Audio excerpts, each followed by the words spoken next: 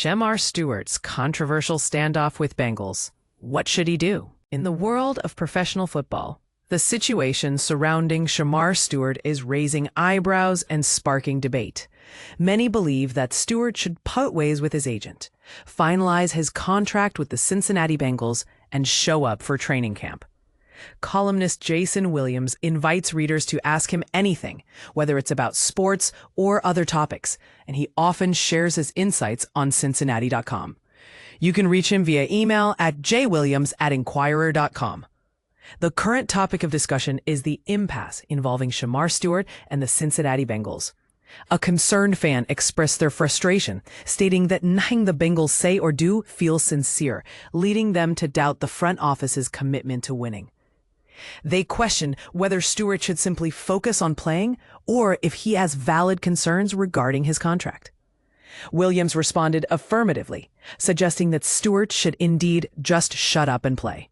He acknowledged that while Stewart has legitimate concerns about the morals clause language in his contract, the Bengals are within their rights to include such stipulations, which are common practice among NFL teams. The crux of the issue lies in the timing of the Bengals' decision to introduce this language into rookie contracts. This is particularly significant given the team's defensive struggles last season and the uncertainty surrounding Trey Hendrickson's contract status. As training camp commenced on Wednesday, Stewart was notably absent, creating a distraction for a team that desperately needs to enhance its defense to make a playoff return for the first time since 2022. The Bengals are unlikely to change their stance, placing the onus on Stewart to resolve this deadlock swiftly. He faces two potential paths. 1.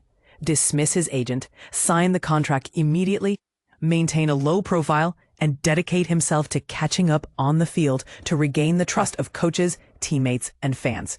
2. Explore legal avenues to potentially return to Texas A&M, play another season of college football, and re-enter the NFL draft in 2026. The first option appears to be the most straightforward and likely Stewart's only viable route to participate in the current season.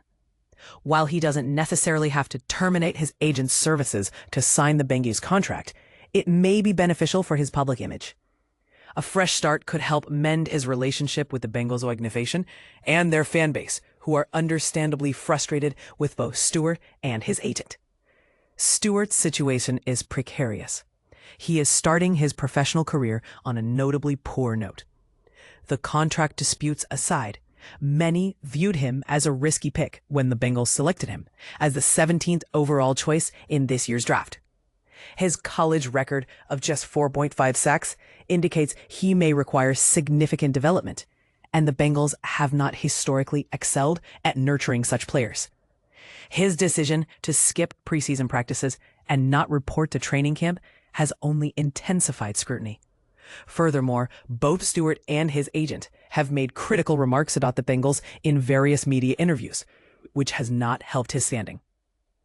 Currently, Stewart risks facing hostility from Bengals fans at Paycor Stadium if he fails to perform well early in the season.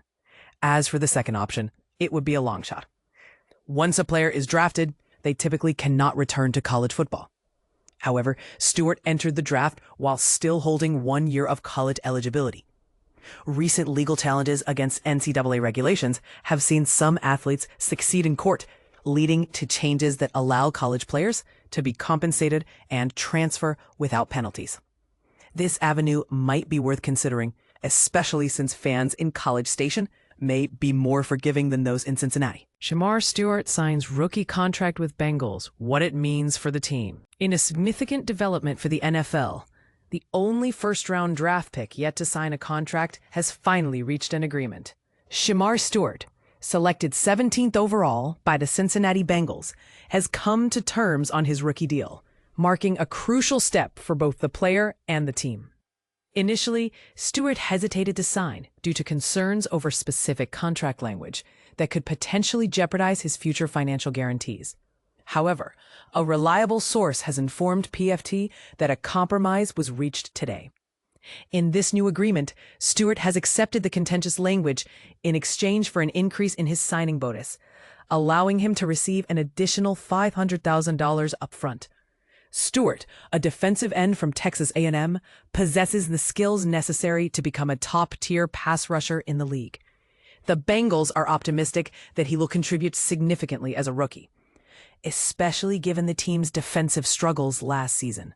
Despite having standout performances from quarterback Joe Burrow and wide receiver Jamar Chase, the Bengals fell short of the playoffs, highlighting the urgent need for improvement on the defensive side of the ball. As of now, the only remaining unsigned rookie from the 2025 NFL Draft is Quinshon Judkins, a second-round pick by the Cleveland Browns.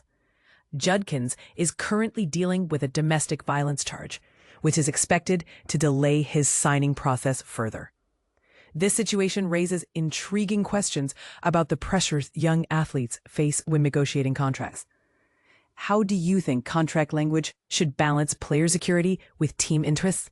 Share your thoughts below. Shemar Stewart signs rookie contract with Bengals. What you need to know. In the high-stakes world of NFL contracts, every word matters, sometimes more than the numbers on the page. Shemar Stewart, the 17th overall pick in the 2025 NFL Draft, and the Cincinnati Bengals have finally settled their contract dispute after a tense standoff that kept fans and analysts guessing. But here's where it gets controversial. The deal hinges on a clause that could void Stewart's guaranteed money under extreme circumstances. Let's break this down. Stewart, a defensive end from Texas A&M, signed a 4-year, fully guaranteed contract worth $18.97 million, including a $10.4 million signing bonus. That's a staggering sum for a rookie. But the catch? The Bengals inserted language into the contract that allows them to void the guaranteed money if Stewart commits a severe violation, like a felony or a breach of team rules so egregious it warrants punishment. This isn't just a hypothetical scenario. Bengals president Mike Brown explicitly stated that if Stewart were to hypothetically face 4 years in jail, the team wouldn't be obligated to pay the full contract. "We wouldn't be forced to pay it," Brown said, adding, "I don't want to pay someone at this level if they're in jail." And this is the part most people miss. Stewart accepted a more lucrative payout structure than previous 17th round picks to agree to this language. That means the Bengals sweetened the deal to get him on board, but the clause itself remains a lightning rod for debate. Is it fair for a team to hold such a power over a player's earnings? Or is it a necessary safeguard for franchises? The Bengals aren't the first to use this tactic. In 2018, Chicago Bears rookie Roquan Smith missed weeks of training camp over a similar dispute. Stewart's holdout lasted 6 days, during which he skipped the Bengals' off-season workouts and the first week of camp.